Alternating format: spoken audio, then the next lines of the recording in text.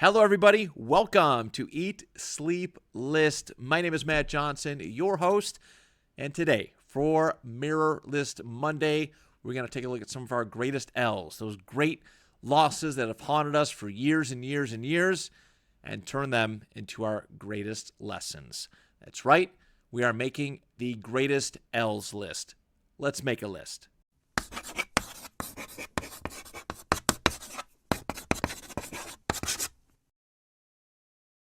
So in Japanese culture, there is a process of repairing broken pottery using gold.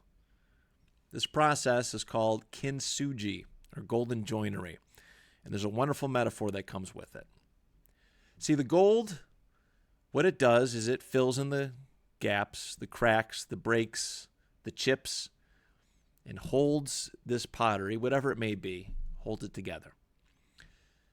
It also makes it much more beautiful, all right? Because gold is just beautiful, all right? It's great to look at. It pops. It's beautiful. Humans are a lot like pottery.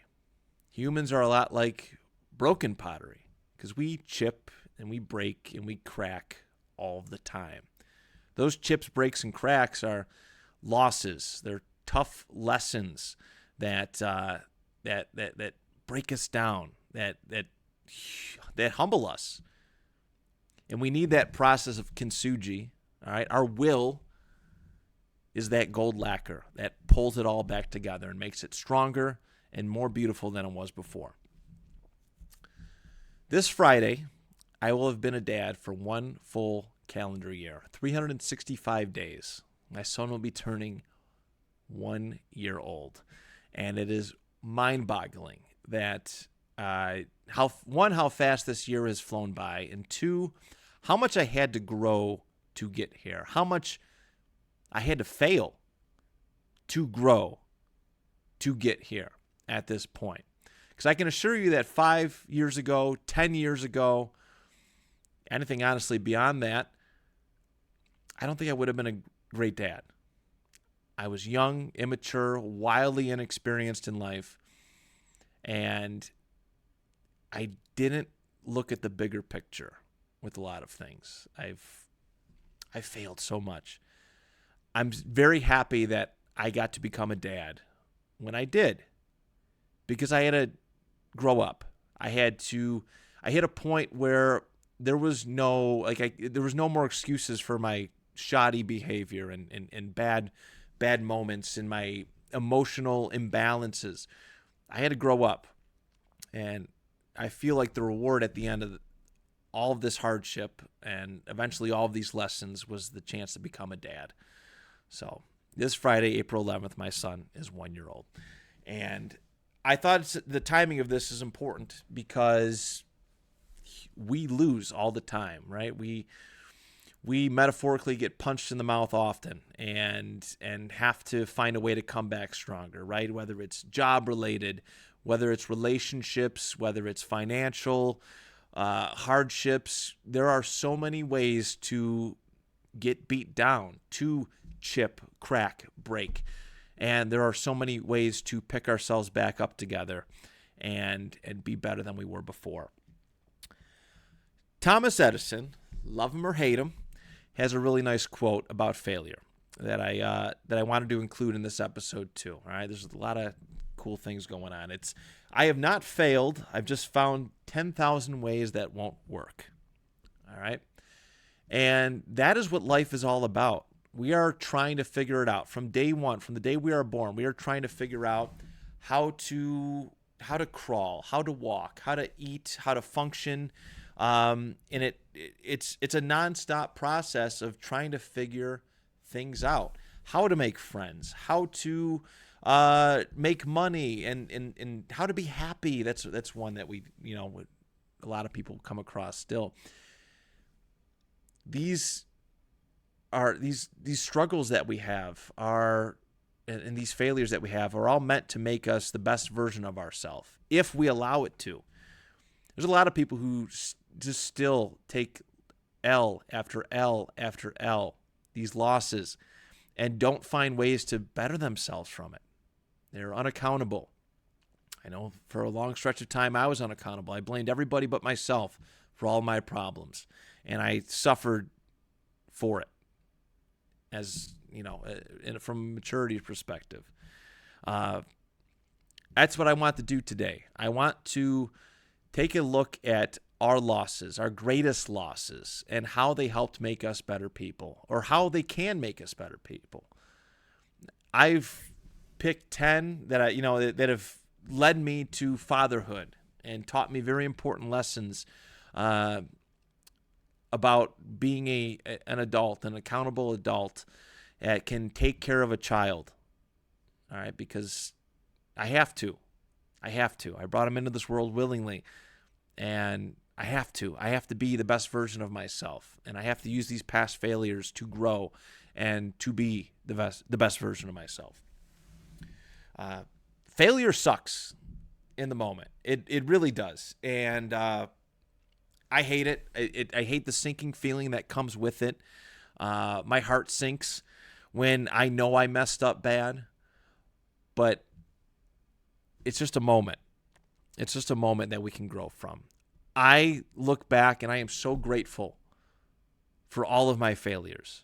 All right, I'm this version of me, that you see before you right now, is 33 years of failure, of screwing up, of making mistakes. All right, they all sucked in the moment, but they have led me to be here. Okay, there are a lot of failed audio podcasts that led me to be at this point.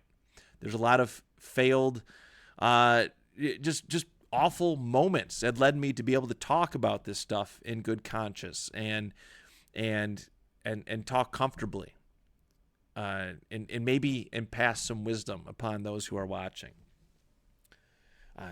Losses are some of the best things for us. Failure is some of the best things for us because it gives us a chance to grow. It gives us a chance to analyze and see what we can do to avoid these failures. And we've had nonstop failure. Every day, there's something that we do that we can do a lot better. There's something that we screw up that we don't want to experience that again. We don't want to experience the burden, the hardship that comes with it. And that is the focus of today. These L's, these losses, really can become our greatest lessons and make us the best versions of ourselves. And that's what we want to highlight today.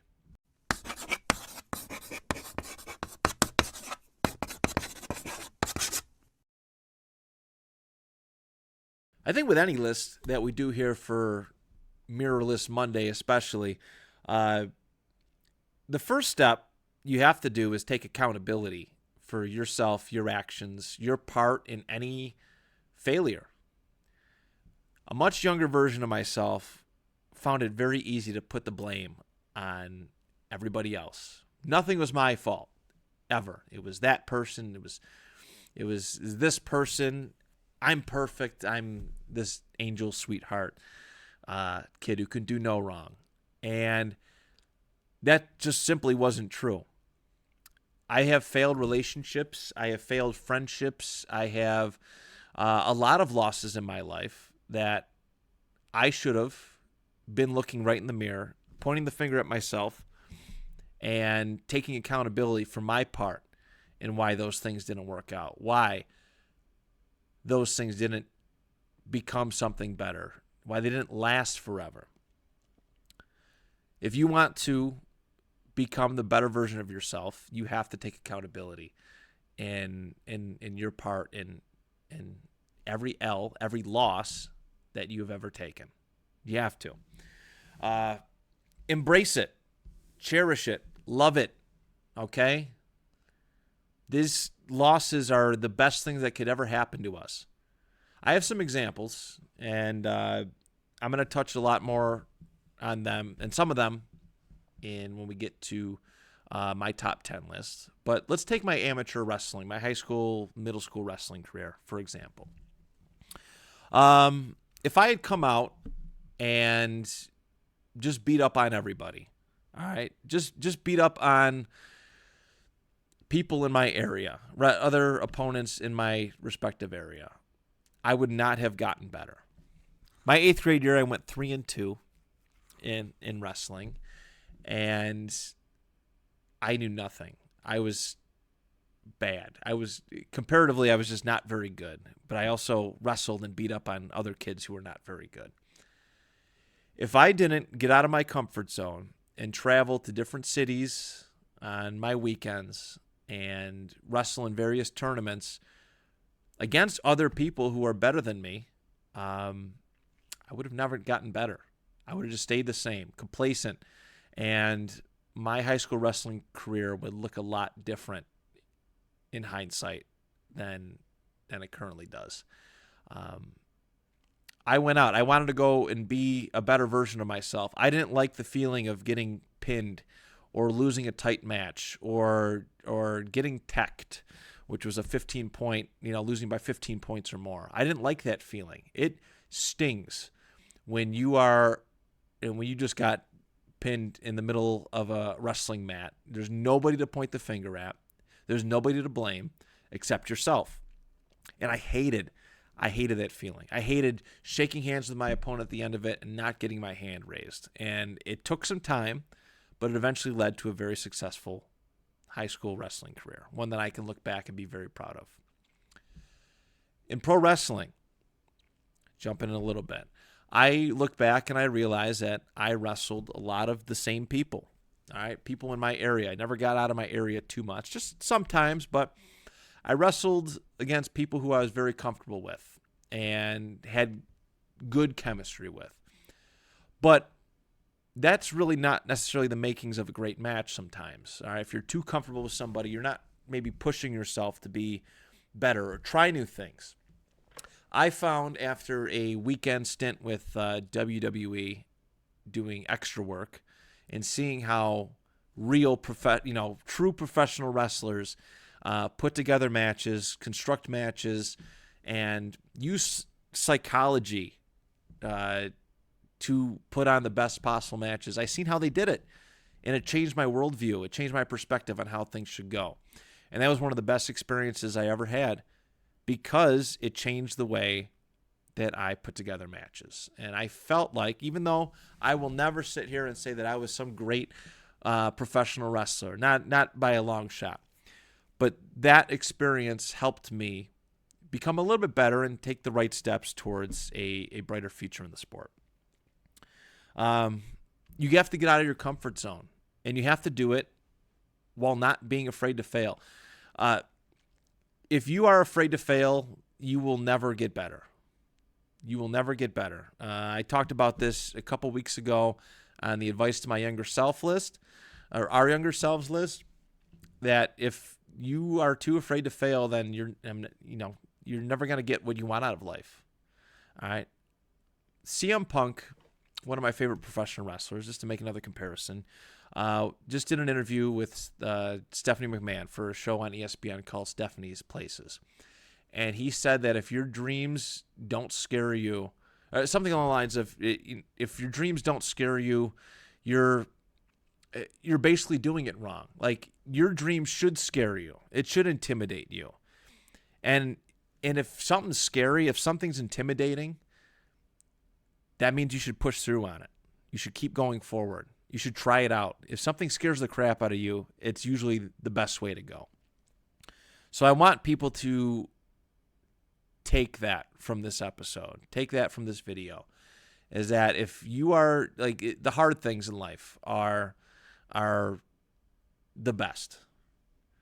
All right, I have plenty of references, and I can go into better detail when we do my top 10. But I think the culture around failure should change. I think it should be embraced, and I think that we shouldn't be so hard on those who fail. I mean, yes, sternly, because people won't grow unless they fail. But I think the way that we view people failing, people's shortcomings, and being extra hard and personal with attacks and vile and venom is awful. I think it's terrible. I think we should look at failure as a way to, just be better and help other people find that path too. All right, and uplift other people. If somebody failed, the last thing you want,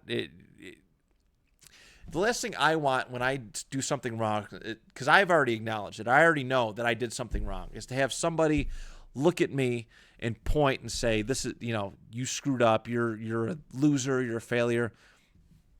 I think you should look at somebody who's screwed up and point out, "Hey, you could do this better. You could do that better. This is how you can be better at this certain area of things." I did it all the time in wrestling, both professionally and in high school. And it made me a better person for it. It made me a better wrestler for it. And I'm grateful for that. So find ways to uplift others using our own failures. As a father now, I get to do that. All my mistakes, whether my son chooses to listen to them or not, my hard losses and the lessons that come with it, I can pass that knowledge along to him, and hopefully he absorbs it and uses it to make a much better life for himself. He's going to fail. He's going to take some L's, but hopefully, and I'm making it a goal that he's a better man than I will ever be. So,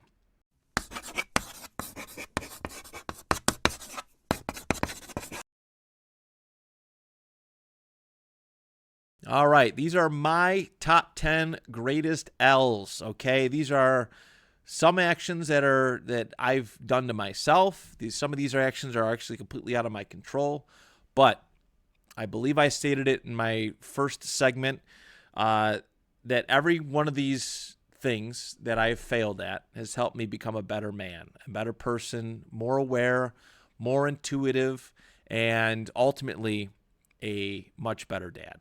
My number 10 greatest L. 2020 was an interesting year. All right, we had the COVID pandemic, and I was sent out to work in May with a construction company of bricklayers. And they were awful to me. They treated me terribly, made waking up for work miserable, stressful, and my heart was pounding in my chest every minute of every day. It was a terrible way to live.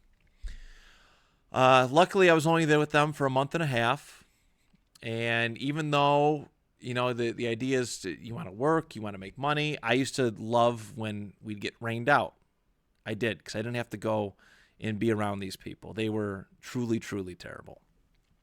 I was out of a union labor hiring hall, and this is basically what came out. I got a personal call from our BA to go out with these people, and it was rough.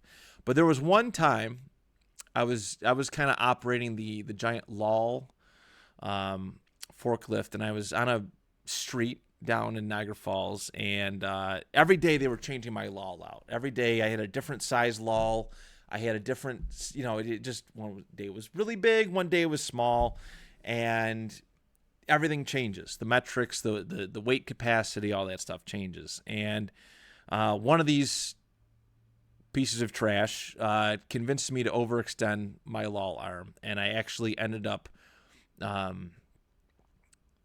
tipping forward.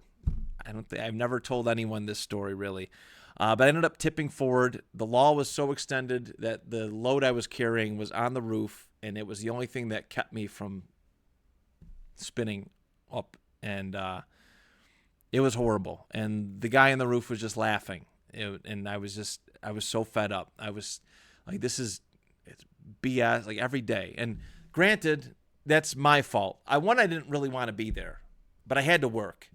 But two, I also should have known better. But this experience with these trash human beings made me realize that the work I was doing, I didn't belong. This was not what I wanted to do for the rest of my life. And by the end of December of that year, I realized I had to make a change as far as where I worked. I just couldn't mentally deal with it anymore. It was not good. I didn't like the people I worked with outside of my dad, which was one. I got to compliment my dad. He took good care of me. Finally, nepotism worked in my favor when I did get to work with him, and my uncle, and some other great people. But for the most part of it, I just did not enjoy my time doing this. And I knew I had to make a change. And now I work at a nice factory job. Some days are better than others, but mostly good days. And my insurance is much better. Health insurance. I can actually afford health insurance properly. And enough so to have a kid. But this is just the destiny. This is the great lesson that this failure of damn near tipping my lol over and working with these pieces of garbage led me to this factory job that I do like the work. I like that I get to be alone sometimes and just go, just work. All right, just lead me to my work, and I know where my paycheck is coming from every week. That stuff is like that. That's a great L. That is a great loss. That became one of the greatest W's. I would not have been able to be a father if I still had to use that insurance. I would not have been a great dad if I had to be stressed out like I was in that job. So that's where the L's, the losses becomes a lesson, because I knew I had to get out of there, and I knew that I had to find a job that was better suited for me, that I can like and succeed at. All right, my number 9. This was one of those L's, those losses that should have never been. So I've talked about my fandom as an Indianapolis Colts fan here many times, and they made it to the playoffs in 2020 against the Buffalo Bills, which is the local hometown team. I got so wrapped up that year. There's just so much went on, right? There's with COVID, and I was getting stressed out watching games, passionate, but to an unhealthy degree. When the Colts made the playoffs with my guy Phillip Rivers under center, I was elated, excited, and that was where the excitement ended, because knowing a lot of very passionate Bills fans, they made my life living hell. I couldn't post about how excited I was without Bills fans hounding me, telling me how trash my team was. But I got so wrapped up in this thing that I legit losing sleep, because if in my eyes, in my mind, that the Colts had to win this game to stick it to all these Bills fans that had gave me a hard time. And ultimately they lost. Very good game, much better game than I think a lot of people hoped it could have been, or hoped it would have been, especially on Bills fans. But I never forget the stress that was put on me and that I put on myself. I realized after this loss, and I was sitting in my studio, I watched the game by myself. I didn't want to be around anybody. And I'm sitting there at the end of this game crying my eyes out like a big baby over a football game, because I'm like, damn, I'm the Colts fan. When the Colts lose, all the fingers are pointed at me, because that's I guess the passion of being a sports fan. But the problem was that I made this unfun for myself as well. I seen the Colts' success as my own success. I seen the Colts' failures as my failure, when that isn't the case. All right, I can separate the two. I can be a fan of the Indianapolis Colts, and now I have to look at it like that, because they're so bad, that my happiness or sadness cannot be based on what this team is, because I don't play for the Colts. I just root for them. There's nothing that I could have done personally to affect the result of that Colts versus Bills game. And that was a hard lesson I had to take, that maybe I got to chill the heck out when it comes to rooting for sports teams. And since then, there's been times where they very much frustrated me, but I have a better grasp on my emotions when it comes to football games now. And it doesn't affect me as much, and it shouldn't. When people like to say, "Oh, your boys did this," I'm like, I don't play for the Colts. The Colts signed your team signed Daniel Jones. I don't work for the Colts. Sorry. Like, I had to learn that lesson the hard way. And what this taught me was to learn to control what you can control. One of my very, very important pieces of advice to my younger self. And that is how I carry on with myself every single day. All right. If it has nothing to do with me, I do not give it an ounce of mental uh, energy. I don't. And in turn, I think that this can help me become a better dad. That's my number 9. Number 8. I've had a weight issue basically all my life. I've been, especially post high school, it's been bad. I've gotten big and I've shrunken down, gotten big again, shrunken down, and it's embarrassing. It is. I hate it. I hate that it's like normal for me to kind of go up and down. And I'm at that age now where I got to start worrying about my heart and hopefully my heart not exploding or some other deal. Okay.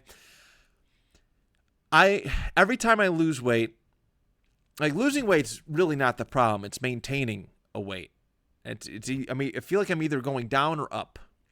I'm never steady, at least not since high school. And I've learned a lot about myself through my various weight losses, how to manage it better. And the last time was heartbreaking. I went from 347 pounds to 250 pounds in 9 months or so.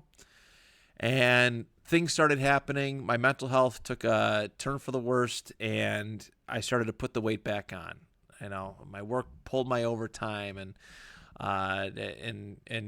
the way people treated me, like I let people get to me again, and my weight piled on, and I got back up to 325. And it just sucked. When you lost all that weight, you're super proud, and then everything changes, reverses course. I had to learn through my various weight issues, one, that to not do it for validation too. I got to do it because I want to do it. I found that in my early days of losing weight that I had to post about it on social media. Hey, look at guys, look at how I did. Look at the likes. Yeah, I'm motivated now. And I think that's a wrong way to go about it. There's people begging for people to lose weight with them.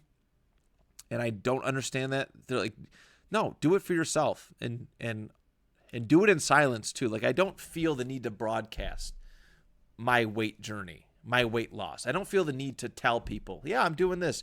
Because I feel like the more I tell people, the less I want to do it. And then I feel like me telling people and just, yeah, this is what I'm doing. It's deflecting. Like I like the privacy of losing weight on my own terms. Like I don't have to tell people that I'm doing it. They can just see it, if that makes any sense.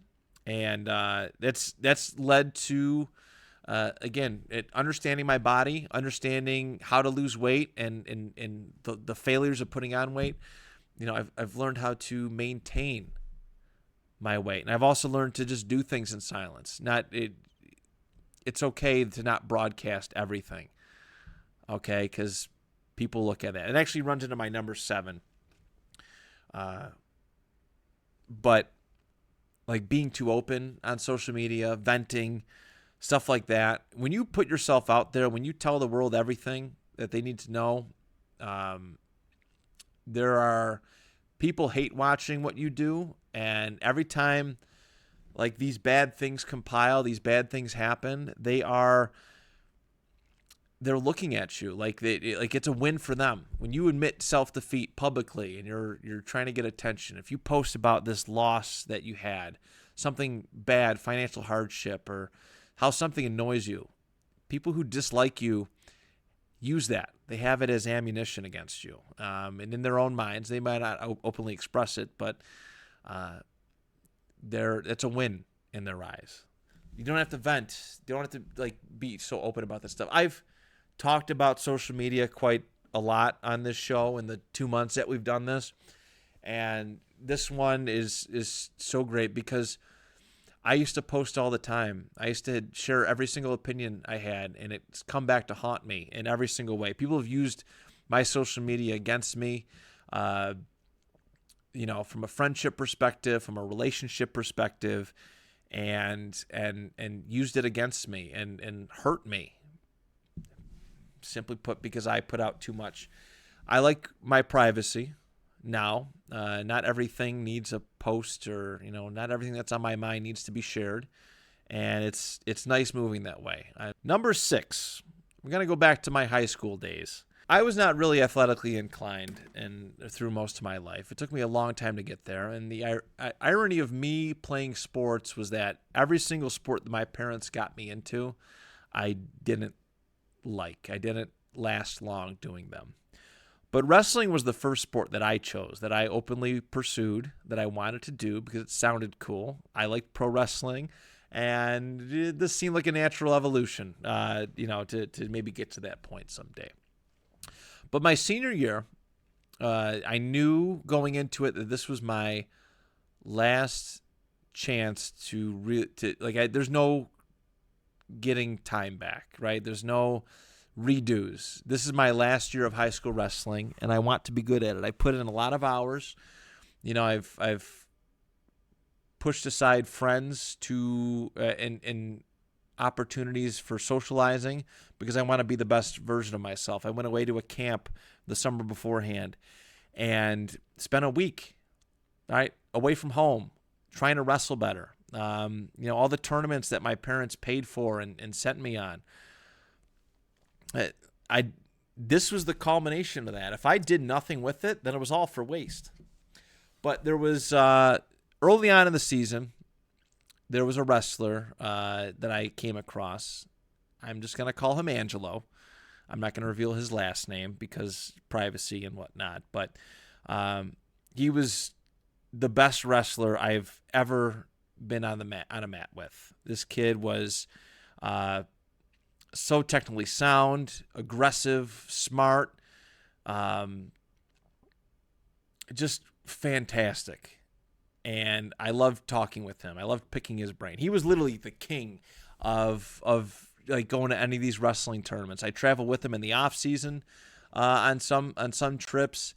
But I used to love, like, he was the king. He used to walk around and he had a singlet bag. He was like singlet Santa. He'd pull out this sack of singlets and people were trading and buying singlets off of him and whatnot. But anyways, he was a couple weight classes below me. But he moved up to wrestle me. It was my last dual match against Niagara Wheatfield. And in that match, I got exposed. Like it was like my stance was terrible. My shot to take, for takedowns was bad. I kept it close with him, or he let me keep it close with him. He ended up winning 10-8, but in my recollection, like, to me, that is my favorite match that I've ever had because that match changed my fortunes for that year. All right, I lost. I felt like I could have won, but if I had cleaned some things up, if I had a better mentality, I was so intimidated. His aura, like, intimidated me. I remember, like, I didn't know if I was going to wrestle him or not, and then I'm warming up for our match, and I see him running in the hallway. I'm like, oh, crap, I got to wrestle Angelo. But I went out there. He won 10-8. But the next day at practice, I reviewed the film, and all my teammates were helping me out. They're like, this is what you did. Like, you left yourself open for him to take you down and all this other stuff. And it was the most important match of my high school wrestling career because after that, I went on a tear. I was winning tournaments. I didn't lose again until the state championships, where I lost 3 matches and finished out my career 6th place in New York State. But I have that loss to Angelo to thank for that. And I've never, ever told this to him. I've come across him a few times since high school. He may never watch this video, but I want to thank him, directly, indirectly, for helping me out and becoming the best version of myself in high school as a wrestler and giving me something I could be proud of to look back on. So that's my number 6. Number 5. I'm going to put losing my first podcast studio. in 2019, I was so eager to find a place to record and call my own, right? So I didn't have to record and do my podcast stuff at home anymore. And I jumped headfirst in this little dump of a spot that should have been, I don't know, it should have been condemned probably. And the guy for a small room charged me $300, no heat, no Wi-Fi, bad electric, and just a very dark, gloomy area. And I jumped at the opportunity of this. And a couple months later, there were some issues. I had brought alcohol into the building. I had allowed alcohol into the building for a fundraiser that we were going to do. And it turned into this huge fiasco. And basically, we didn't use that studio anymore. This fundraiser we were doing, we were told to cease and desist. And I was so upset, we just stopped using. I'm like, we're done. Turned in my keys, and we left. And fortunately, a couple months later, we came across a Craigslist ad for a studio 3 times the size of this crappy room that we had, and about the same price. They had heat, it had Wi-Fi, it had electric, it had running water, and it was everything that I had hoped, that I wanted originally. It was a lesson in patience and to not jump at the very first thing that came at me, right? I was just so excited and eager to find a spot that I just took the first thing that I had. And I also learned that, like, it was meant to be, because a couple months later, we did have our own studio. And the failings also at that place, letting some things slide, I had to take more ownership of my room. If my name was going to be on it, if I was going to be paying most of the rent, I had to be a little bit more stern and a little bit more tough.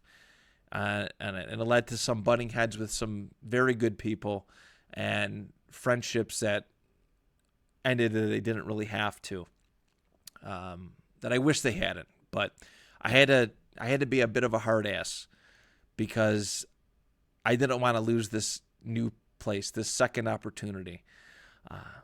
But losing my first podcast studio was a huge step in growth for me, as far as from a leadership standpoint, because I had to hold down the fort. And my second studio lasted almost 5 years. My first one, I only had it for maybe 2 months before everything happened. Learned a lot of accountability and a lot of leadership skills that hopefully will translate to being a great father. But that is my number 5. Boop, boop, boop. All right, my number 4. What am I going to put? Some of these are a little out of order, but there's for good reason. Let's go to losing friends over the course of my life. Let's do that one, because I have talked at great lengths about the amount of friendships that I've had that ended terribly, ended with not talking with people. It all culminated in the summer of 2022, and it was hard. It's hard to deal with when this vicious cycle of having friends and then losing them in the most horrific and destructive way had been eating at me. And I read this book, I believe it was called Journey to Ixtalan, which had been recommended to me by another friend. And I read this line in it about friendship and being with people, and it really changed my perspective on how I have been. All right, in those moments of anger where me and my friends, then friends, went our separate ways, had our blow-ups, I pointed the finger exclusively at them for their actions, and I'm not going to sit here and pretend like those folks were completely innocent. But I'm also now realizing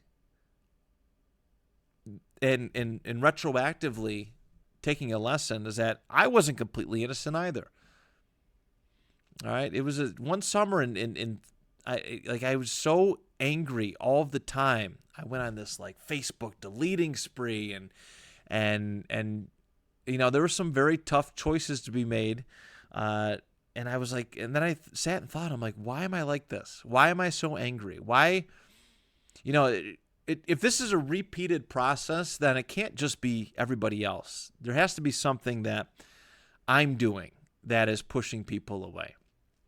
So I ended up, after reading this passage in this book, this paragraph that broke me about being friends with people until they've outgrown their usefulness and then pushing them away, which in a certain way, in a certain perspective, it kind of applied. I reached out and apologized to some of these individuals, and some of them replied and accepted my apology and forgave me, and things went back, of course. Some people seen it, told everybody else that they had seen it, but didn't reply back, and that's okay too. I completely understood in the moment, but it changed the way I look at how I deal with people. I'm a little bit more protected, a little bit more guarded now about who I allow into my circle. I'm a little bit more guarded as far as how much I give to people, but I'm hyper aware of how I treat people. Some people I just can't get along with certain people. There's some people that in my eyes are just not great, and I can't be around them because they disrupt my peace. But I also am aware of how my actions, how my behaviors, how I carry myself can affect others now. I'm a lot more serious. I'm a lot I don't like to pick at people. There's a lot of things that I did prior to 2022 that definitely pushed away people. And now I'm a little bit more feel a little bit more even keel. But it was a necessary lesson. Losing friends will change you, especially when it's happening repeatedly over and over again. My number 3, number 3, is my credit card debt, and actually just overall debt that I experienced in that summer of 2022. I was so embarrassed. It was August. July. No, sorry, it was July. And my parents said that there was a collections letter put on their door, and it was, of course, in reference to me. I had not paid my credit card bill in over a year. I thought it was just going to go away. And I had to go to some kind of hearing I was supposed to go to some kind of hearing settlement, but I owed like $4,500. It was insane. I eventually contacted the company and came up with a plan. But this was the lowest I ever felt. This happened on a day I was supposed to go to a graduation party, a retirement party, and pop by a wedding. Very, very busy, hectic day. But this ruined it. And I remember going through that and saying, I do not want to go through this again.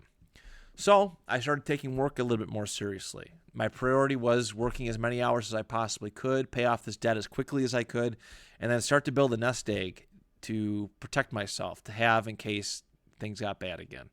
And this was so great that if the other two weren't so severe, this would be my number 1. But these were so great. This lesson, this loss that became a lesson was so great that it changed the way I moved and operated. Now, I'm a lot more careful with my money and how I spend it. Like, my bills are my priority. I really don't spend a whole lot of money on myself. Maybe I buy myself dinner once a week. Some kind of takeout, but that's the extent of it. I don't just willy-nilly spend things. If I don't have money, I don't just willy-nilly spend it on material possessions, stuff that, I don't really need. It doesn't really benefit me. I handle my bills. I got my credit score up. I'm maintaining it. And while I'm not working as many crazy hours as I once did, I have a lot. I live within my means now, and it needed to happen. It absolutely needed to happen. As bad as it was in the moment and as stressful as it was until I paid off that specific debt, I got my life, my financial situation in order. And now I'm a lot better off for it. My number 2 is, what do I pick here? It's like a 1A, 1B, kind of 1C, I guess. Let's do this. Let's talk failed relationships, romantic relationships. I've had a lot of those in my day, whether it's been in pursuit of a significant other or being in an actual relationship that has fallen apart at the seams. And there's one that was harder than others, and I want to say that, again, I understand my part in it. I fully understand my part in it. And I'm not completely innocent like I portrayed on social media or I told everybody. But my previous relationship to the one I am in now ended in catching my significant other cheating on me. And I won't go into specific details because it's not fair to them.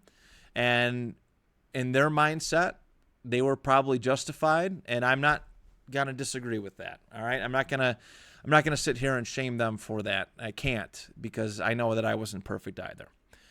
But when relationships end, there's 2 ways to go about it. It's one, what do I have to do to become a more likable person and to find a relationship that what can I do to change to become, because I wanted to be married. I wanted kids. I wanted family.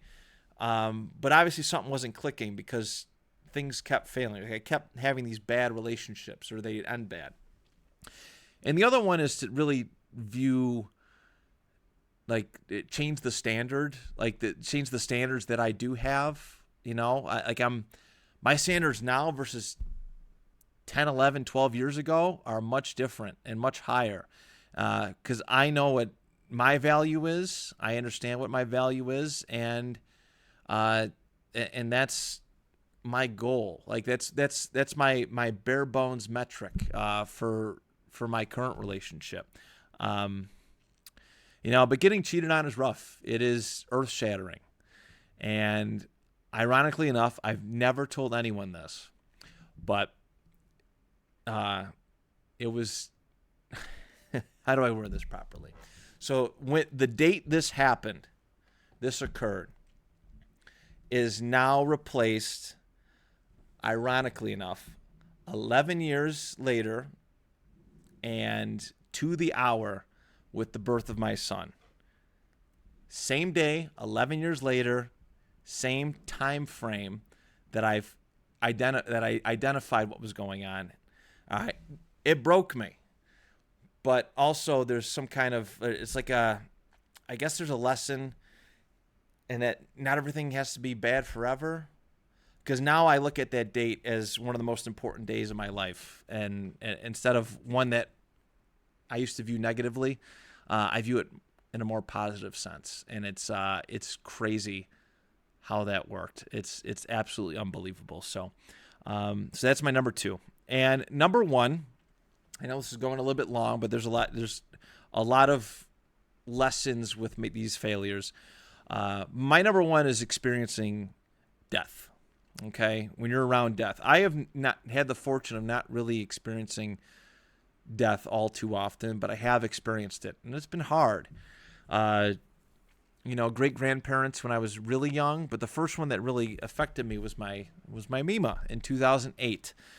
And not a day goes by where I wish she was still here, especially now as a father. I think about if I had just 5 more minutes with her right now, how I just want her to spend all that time with my son so he can meet her and she can meet him. There is no worse feeling than knowing you can't speak to somebody or you can't interact with somebody. There's no worse feeling. You just can't do it anymore. And obviously, these friendships that I had that broke apart, they can be repaired. But death is eternal, and it's insane that she missed my senior year and didn't get to see me get married or do pro wrestling or do any of this podcast crap that I do. And most importantly to me, become a dad. I would have loved for her to see that. My dog passed away in December. Almost made it 10 years. I got him 10 years. I got him on Christmas Day in 2014, and a week into my final stretch of family leave, not even a week. It's supposed to be this month where I'm spending time with my kid and my dog Prince, and he gets really sick, and we have to put him down, and it is horrible.